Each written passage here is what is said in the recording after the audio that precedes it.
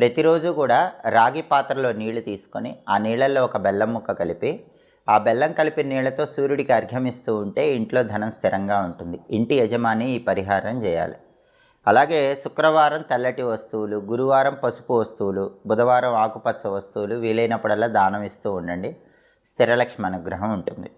అలాగే మట్టితో చేసిన నీటి కుండ ఒకటి ఇంట్లో ఉత్తర దిక్కులో ఏర్పాటు చేసుకోవాలి. అందులో నీళ్లు పోసి మూత పెట్టాలి. దానివల్ల కూడా ధనలాభం ఉంటుంది.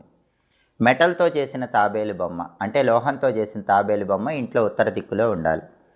అలాగే పిరమిడ్ కూడా ఇంట్లో ఉంటే మంచిది. వెండి, ఇత్తడి, రాగి ఏ లోహంతో చేసిన పిరమిడ్ అయినా సరే ఇంట్లో ఉంటే ధనలాభం కలుగుతుంది. ధనం స్థిరంగా ఉంటుంది.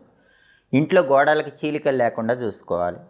గ్యాస్ స్టవ్ అనేది ఇంట్లో ఎప్పుడూ ఉత్తర దిక్కులో ఉండకూడదు. అలా ఉంటే స్థిరలక్ష్మి అనుగ్రహం తగ్గిపోతుంది. స్థిరలక్ష్మి అనుగ్రహం కలగాలంటే ప్రతిరోజు సాయంకాలం పూట ఇంటి ముందు ఒక దీపాన్ని వెలిగించాలి. అదే చతుర్ముఖ దీపం.